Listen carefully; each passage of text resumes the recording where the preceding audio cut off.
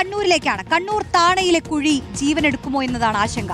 ഒരാഴ്ചക്കിടെ 3 ഇരുചക്ര വാഹനങ്ങളാണ് അപകടത്തിൽപ്പെട്ടത്. ഗെയിൽ പൈപ്പ് ലൈൻ പദ്ധതിക്കായി എടുത്ത കുഴിയാണ് അപകടമായത്. കഴിഞ്ഞ ദിവസം ബൈക്ക് യാത്രക്കാരൻ അപകടത്തിൽപ്പെട്ട CCTV ദൃശ്യവും പുറത്തു വന്നിരുന്നു. അതൊന്ന് കാണാം.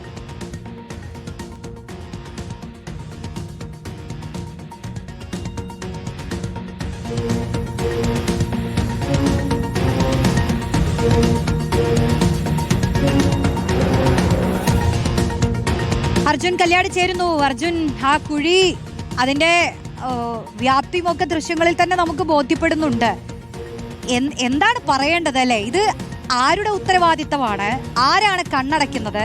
നാട്ടുകാർ ഇതിൽ നിരന്തരം പരാതിപ്പെടുന്ന ഒരു വിഷയമാണെന്ന് നമുക്ക് മനസ്സിലാകുന്നതാണ്. അപകടങ്ങൾ പതിവാണ് അല്ലേ?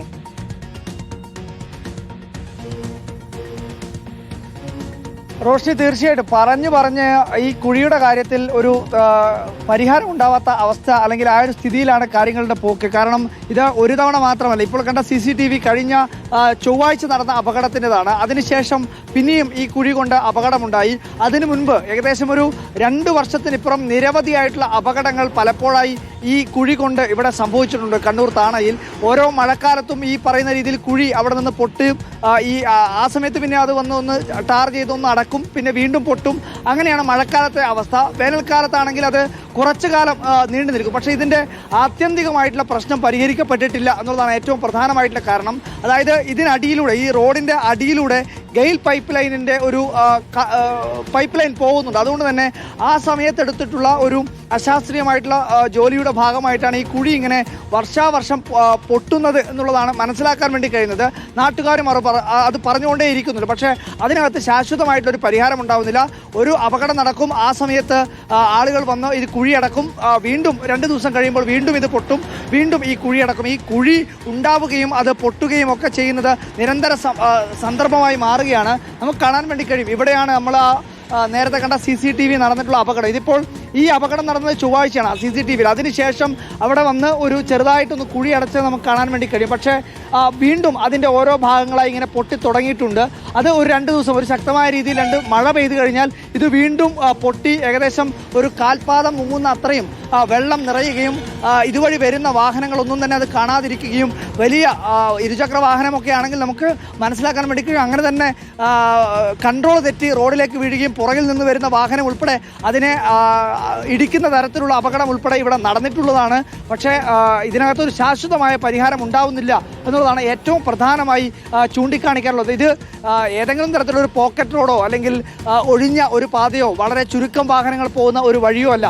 നിരന്തരം നൂറുകണക്കിന് ആയിരക്കണക്കിന് വാഹനങ്ങൾ പോകുന്ന ഒരു വഴിയാണ്. കാരണം കണ്ണൂർ കാൽടെക്സ് ഭാഗത്തു നിന്നും കോഴിക്കോട് ഭാഗത്തേക്കും പോകുന്ന പ്രധാനപ്പെട്ട റോഡിലാണ് ഈ പറയുന്ന ഈ കുഴി ഒരു അപകടമായി നിൽക്കുന്നത്.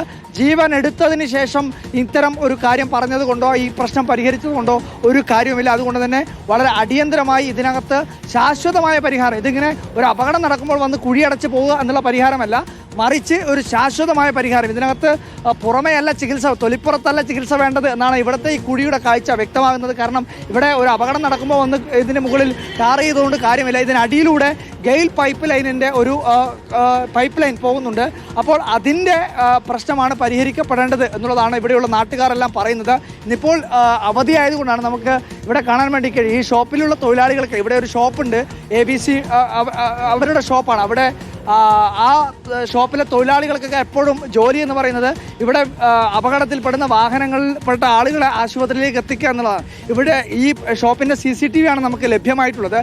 അവരൊക്കെ എപ്പോഴും പറയുന്നത് ഇതിങ്ങനെ ഓരോ തവണ ആക്സിഡൻറ്റ് ഉണ്ടാകുമ്പോഴും CCTVകൾ എടുത്തുകൊണ്ടിരിക്കുക, അത് പോലീസിന് കൈമാറുക, നാട്ടുകാർക്ക് കൈമാറുക, മീഡിയാസിന് കൈമാറുക എന്നതിനപ്പുറത്തേക്ക് ഒരു പരിഹാരം ഉണ്ടാവില്ല. സാധാരണഗതിയിൽ എന്തെങ്കിലും തരത്തിലുള്ള മോഷണമൊക്കെ നടക്കുമ്പോഴാണ് CCTV ഈ കടക്കുപകാരം ചെയ്യുന്നത്. പക്ഷേ ഇതിപ്പോൾ CCTV വെച്ചതുകൊണ്ട് ഈ റോഡിൻ്റെ അപകടത്തിൻ്റെ ദൃശ്യങ്ങൾ അത് എത്രത്തോളം വലിയ ആഘാതമാണ് ഉണ്ടാക്കുന്നത് എന്നുള്ള കാര്യം ജനങ്ങൾ ഇത് പരാതിയായി പോലീസിലും അതുപോലെ തന്നെ MVDയിലും PWDയിലും ഒക്കെ കൊടുക്കാനാണ് കൂടുതൽ ഈ സ്ഥാപനത്തിലെ CCTV ഉപയോഗപ്പെടുത്തുന്നത്. ഇവിടുത്തെ ജീവനക്കാർ തന്നെ പലപ്പോഴായി പറഞ്ഞിട്ടുള്ളതാണ്. എന്തായാലും ഒരു കുഴി ഒരു വലിയ അപകടം വരുത്തി വെക്കുകയാണ്. ഒരു നിസ്സാരമായ അല്ലെങ്കിൽ ഒരു ശാശ്വതമായ രീതിയിലുള്ള ഒരു പരിഹാരം കണ്ടെത്തി കഴിഞ്ഞാൽ ഒരു ജീവനായിരിക്കും അല്ലെങ്കിൽ ഒരുപാട് ജീവനായിരിക്കും രക്ഷിക്കാൻ വേണ്ടി കഴിയുന്നത്. ആ തരത്തിലുള്ള ഇടപെടൽ അനിവാര്യമായി മാറുകയാണ്. എന്തായാലും കണ്ണൂർ താണയിലും ഇപ്പോഴും ആ കുഴി ഒരു ഭീഷണിയായി, ഭീകരനായി ഇവിടെ തന്നെ നിൽക്കുകയാണ്. റോഷ്നി, ശരിയാണ്. അർജുൻ. അർജുൻ പറയുമ്പോഴാണ് ആ ദൃശ്യങ്ങളിലേക്ക് ഒന്നുകൂടി നോക്കുന്നത്. നോക്കൂ, ആ കടയുടെ മുന്നിൽ കസേരയിട്ടിരിക്കുന്ന 2 ചേട്ടന്മാരാണ് അതിവേഗത്തിൽ ഓടി ചെല്ലുന്നത്. അവർക്ക് ഇതൊരു സ്ഥിരം പരിപാടിയായ ആ ഒരു അനുഭവമാണ്. കാരണം ഇതിങ്ങനെ സ്ഥിരമായി ആ കുഴിയിൽ ആളുകൾ വീഴും. അപ്പോൾ പറയാൻ പറ്റില്ല, ഇത്തരം ഈ സ്ഥാപനങ്ങളിലുള്ളവരും ഈ കടകളിലുള്ളവരും ഒക്കെ ഇതിനുകൂടി തയ്യാറായി ഇരിക്കുന്നവർ പോലും ആയിരിക്കാം. അതാണ് അവസ്ഥ. കാരണം കുഴി അടച്ചു കിട്ടുക എന്ന് പറയുന്നത് വളരെ വേഗത്തിൽ നടക്കുന്ന ഒരു കാര്യമേ അല്ല. ഈ നാട്ടിൽ ഇതൊക്കെ പതിവാണ്. ഇപ്പോൾ സമീപ ദിവസങ്ങളിൽ കുഴിയിൽ വീണ ആളുകളുടെ ജീവൻ പോകുമ്പോൾ പിന്നെ തുടർച്ചയായി ഇതൊരു വലിയ ചർച്ചാ വിഷയമായിരിക്കും. എല്ലാ ശ്രദ്ധയും, പ്രത്യേകിച്ച് ഭരണകൂടത്തിന്റെ ശ്രദ്ധ അപ്പോൾ റോഡിലെ കുഴികളിലേക്ക് വരും. പക്ഷേ മാധ്യമങ്ങൾ ഇത് അല്ലാതെയും ചൂണ്ടിക്കാട്ടുന്നത് ഈ നാട്ടിൽ ഇങ്ങനെ നടക്കരുത് എന്നുള്ളത് കൊണ്ടാണ്, അപകടങ്ങൾ സംഭവിക്കരുത്, ജീവൻ പൊലിയരുത് എന്നുള്ളത് കൊണ്ടാണ് നമുക്കിത് വീണ്ടും വീണ്ടും വിഷയമായി എടുക്കേണ്ടി വരുന്നത്. അപ്പോഴെങ്കിലും ശ്രദ്ധ തിരിച്ചാൽ അപകടങ്ങൾ ഒഴിവാക്കാമെന്നാണ് നമ്മൾ പറഞ്ഞുകൊണ്ടിരിക്കുന്നത്.